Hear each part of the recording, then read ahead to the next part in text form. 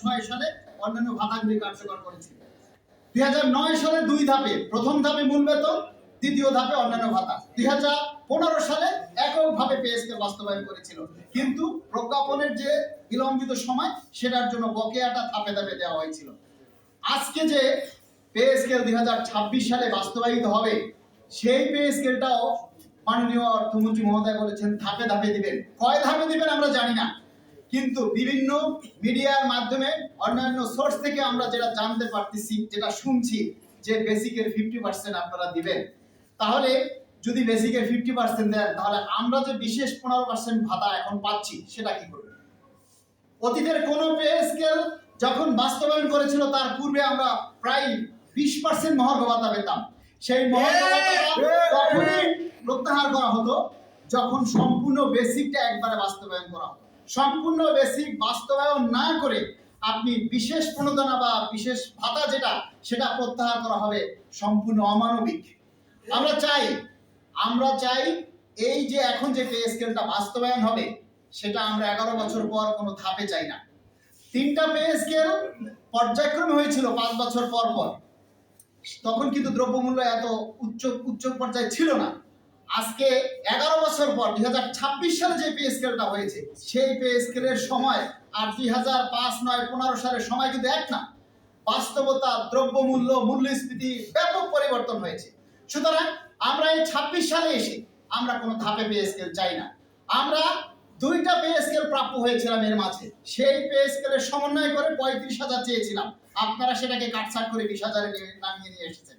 সর্বোচ্চ চেয়েছিলাম 1,40,000, সেটাকে বাড়িয়ে আপনারা 1,60,000 করেছেন। আমাদের বৈষম্য আপনারা বুঝিয়েছেন। বাহ, এই হলো রাষ্ট্র।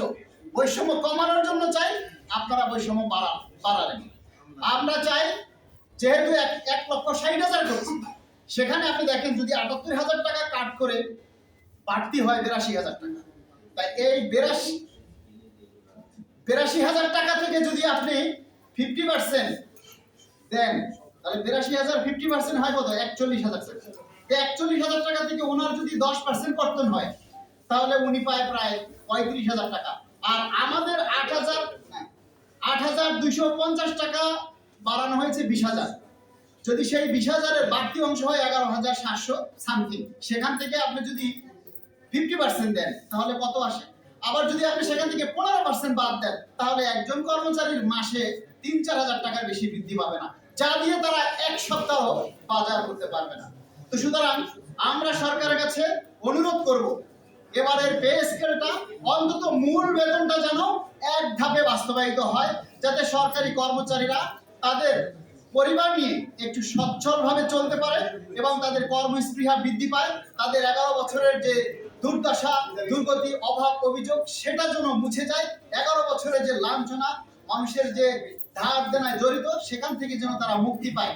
আর কোনোভাবে যদি দেশের অর্থনৈতিক অবস্থার সাথে তাল মিলিয়ে শতভাগ বেসিক দিতে না পারেন, সেক্ষেত্রে যেন 2005-এর নীতি অপসারণ করা হয়। কারণ 2005-এ এই সরকার যেভাবে দিয়েছিলেন সেটা করেন 13 বছরের মধ্যে। আর যদি সম্পূর্ণ বেসিক বাস্তবায়ন না করা পর্যন্ত যাতে 15% বেশি সুবিধা কর্তন না করা হয়, এটাই আমাদের দাবি।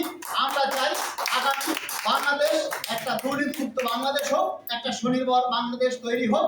আমরা সরকারি প্রজাতন্ত্রের কর্মচারীরা এই রাষ্ট্রটাকে উন্নয়নের দিকে আমরা এগিয়ে নিয়ে যাব। বর্তমান সরকারের সাথে কাঁধ মিলিয়ে আমরা একটা সুন্দর রাষ্ট্র গড়ে তোলার জন্য আমরা অঙ্গীকারবদ্ধ। ধন্যবাদ সবাই। আসসালামু আলাইকুম। দর্শক, এ পর্যায়ে আমাদের যে মূল আকর্ষণ আজকের সংবাদ সম্মেলন।